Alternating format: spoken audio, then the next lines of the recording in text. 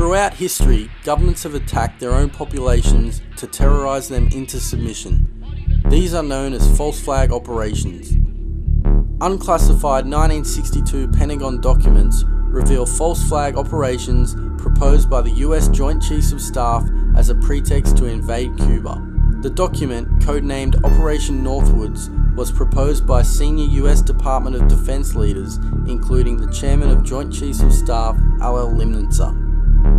The document recommended a list of possible incidents to establish a credible attack on Cuba. Blowing up ammunition inside the base, starting fires, burning aircraft on the airbase, lobbing mortar shells from outside the base into the base. We could blow up a US ship and blame Cuba. We could develop a communist Cuban terror campaign in the Miami area, in other Florida cities, and even in Washington. US President Lyndon Johnson went operational with Operation Northwoods during the Six-Day War. On the 8th of June 1967, the Israeli military attempted to destroy a US ship. The attack was to be blamed on Egypt so America could enter the war. During the Six-Day War between Israel and the Arab nations, the USS Liberty was sent by Johnson to collect electronic intelligence in the eastern Mediterranean. The clearly marked U.S. intelligence ship was 14 miles off the coast of Israel in international waters. A short time after the air attack had been completed, the 3 torpedo boats approached us from our starboard quarter at high speed and in an apparent torpedo launch attitude. Israeli surveillance aircraft flew low over the ship and clearly identified it as an American vessel. At 2 p.m. that afternoon, the USS Liberty was attacked by 3 Mirage 3 fighter bombers. From the onset of the attack, the fighter bombers were jamming U.S. signals.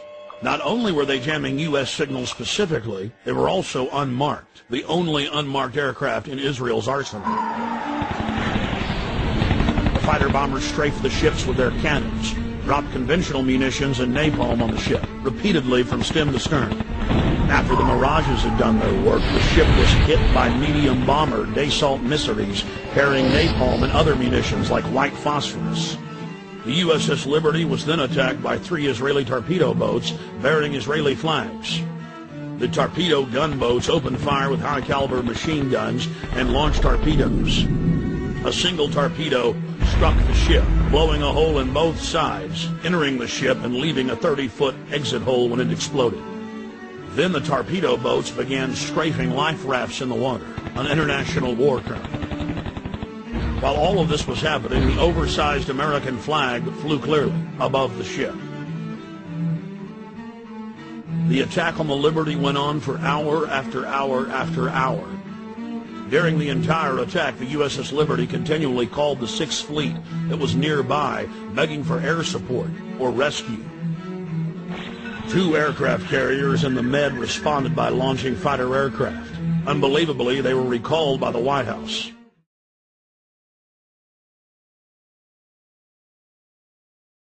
In fact, one of the Liberty crewmen holds the radio phone outside, so that they can hear the jets roaring over them, making passes and firing at them. Is that confirmation enough for you? And so Captain Tully assembled a strike group of about 12 aircraft, including in-flight refueling tankers, so that they'd have enough fuel to get to their destination in the air over the Liberty. And he launched the aircraft without any hesitation.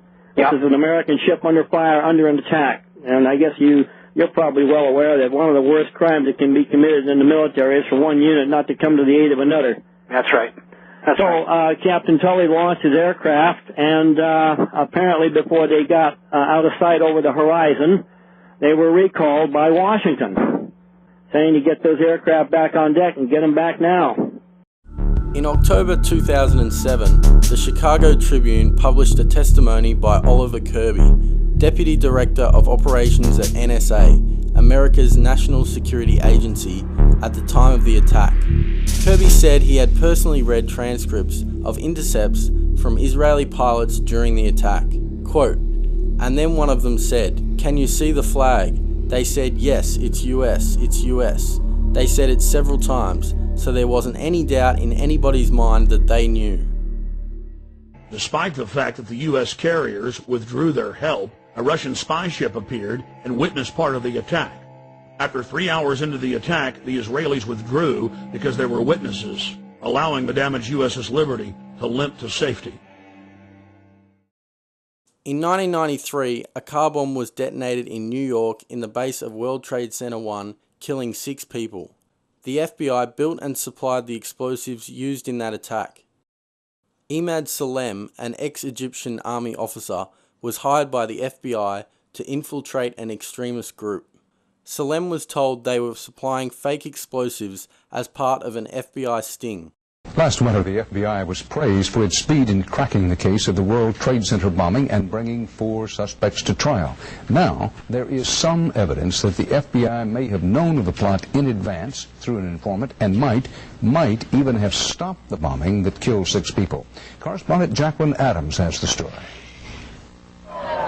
FBI agents might have been able to prevent last February's deadly explosion at New York's World Trade Center. They discussed secretly substituting harmless powder for the explosives, but they didn't, according to the FBI's own informant, Imad Salem. Unbeknownst to the FBI at the time, Salem recorded many of his conversations with his handlers. I'm holding 903 pages of draft transcripts. In one, Salem complains to an FBI agent, "Since the bomb went off, I feel terrible. I feel bad. I feel here is people who don't listen." The agent replies, "Hey, I mean, it wasn't like you didn't try and I didn't try. You can't force people to do the right thing." The following is a conversation Salem had with one of his FBI handlers